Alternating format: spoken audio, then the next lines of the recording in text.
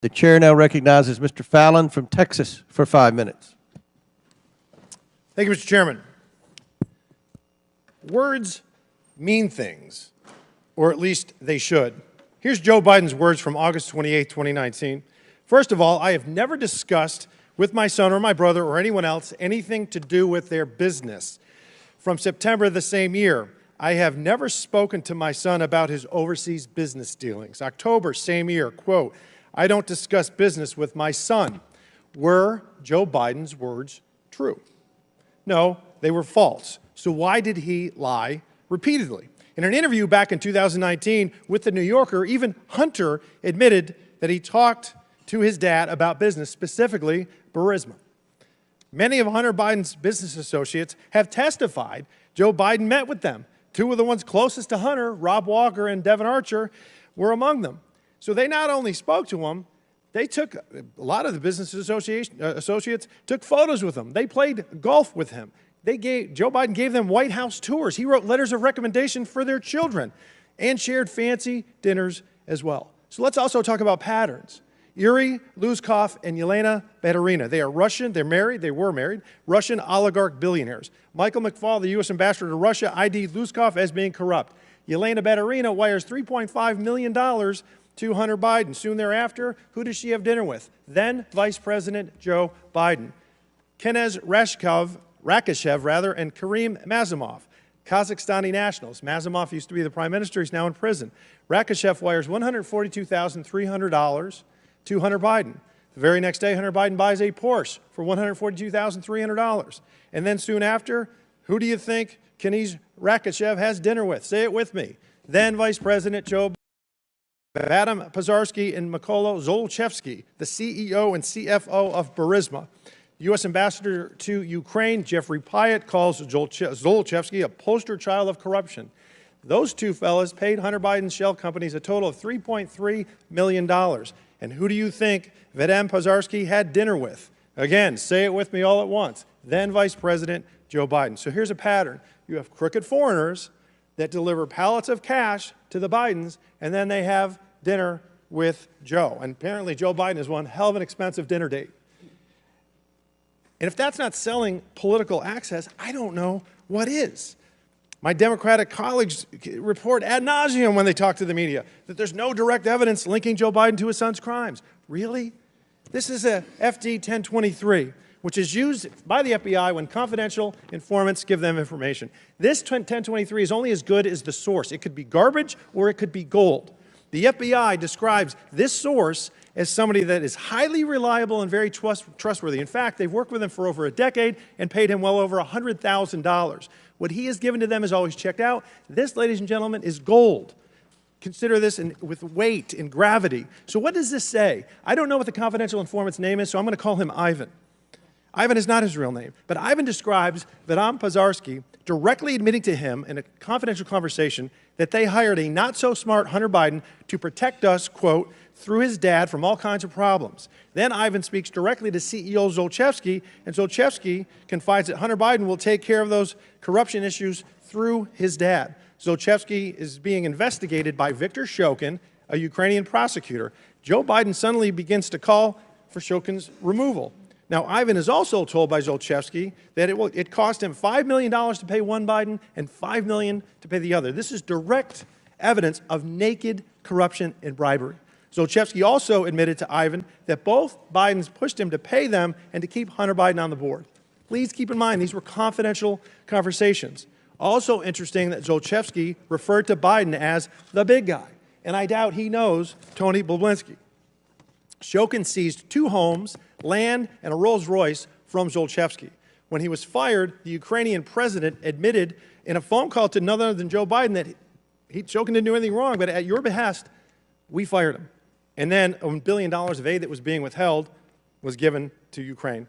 And lastly, after Shokin was fired, Hunter Biden and the other members of the Burisma board wrote a letter to the new prosecutor demanding that Zolochevsky, the investigation into Zolochevsky ended.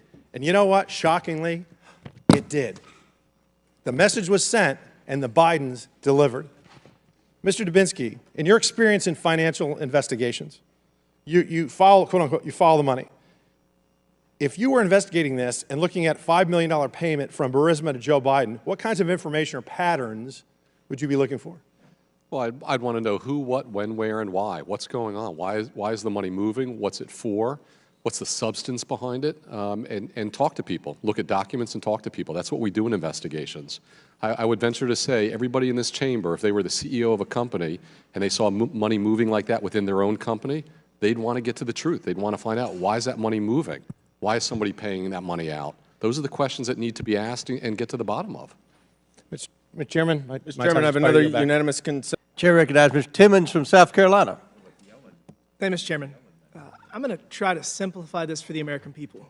My colleagues across the aisle allege that this inquiry is improper and that this hearing is improper, but that could not be further from the truth. We now have enormous amounts of evidence to indicate that Hunter Biden was engaged in nefarious and illegal activities with foreign nationals from China, Romania, Ukraine, Kazakhstan, and Russia, all while making millions of dollars doing so. We don't even know the full extent of it yet.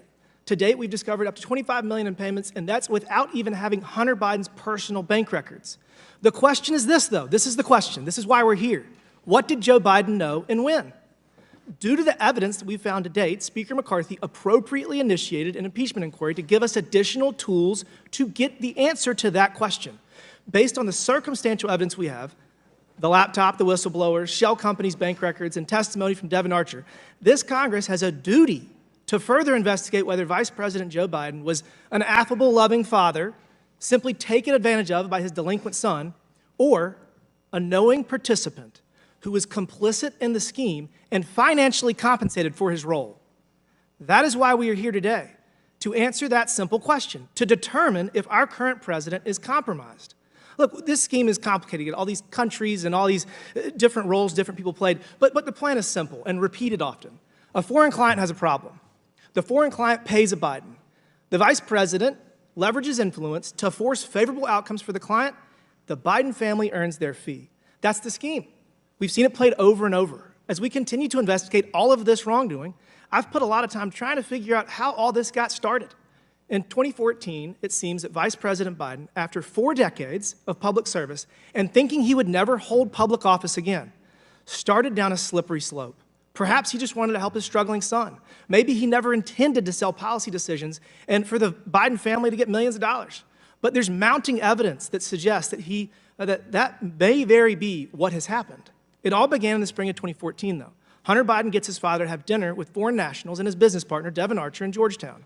The foreign nationals attending this dinner were Karim Masimov, the Prime Minister of Kazakhstan, Kenes Rakishev, a Kazakhstani oligarch, Yelena Baturina, a Russian oligarch who also happened to be the wife of the mayor of Moscow. We know that beginning in early 2014, Baturina sent a $3.5 million wire to one of Hunter Biden's shell companies, and Rakishev wired $142,300 to yet another shell company for Hunter Biden to buy a Porsche. We have the bank records to prove this. So the logical question here is, what was this money for? What were the goals of those payments?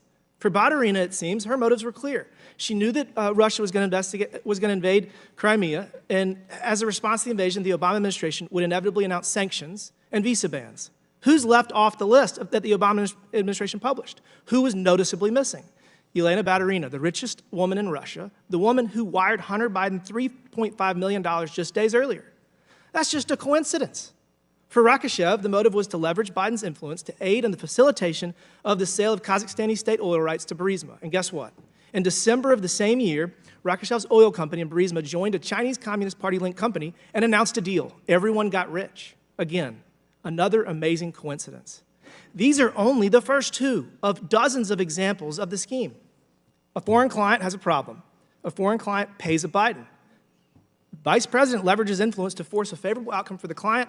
Biden family earns their fee. Our work over the last 9 months warrants additional scrutiny of Biden family members and business associates and requires additional tools at our disposal to uncover whether Joe Biden was complicit. Again, the purpose of this investigation. Our next steps are to subpoena additional documents that will give context to these transactions to help determine Joe Biden's culpability. We're going to subpoena Hunter Biden's personal bank records, various business records such as invoices and contracts to clarify what these payments were for, Secret Service logs detailing movement patterns of then Vice President. The list goes on and on. And again, I just want everybody to remember, we're doing this because the Department of Justice, the FBI, and the IRS refused to do their job. And we have evidence just in the last week that they're actively concealing these possible crimes. If we discover that Joe Biden was taking half of Hunter Biden's income, like Hunter told his daughter in a text message, I hope that my Democrat colleagues will put politics aside, do the right thing, and join us in impeaching a corrupt president who sold out the American people. And with that, Mr. Chairman, I yield back.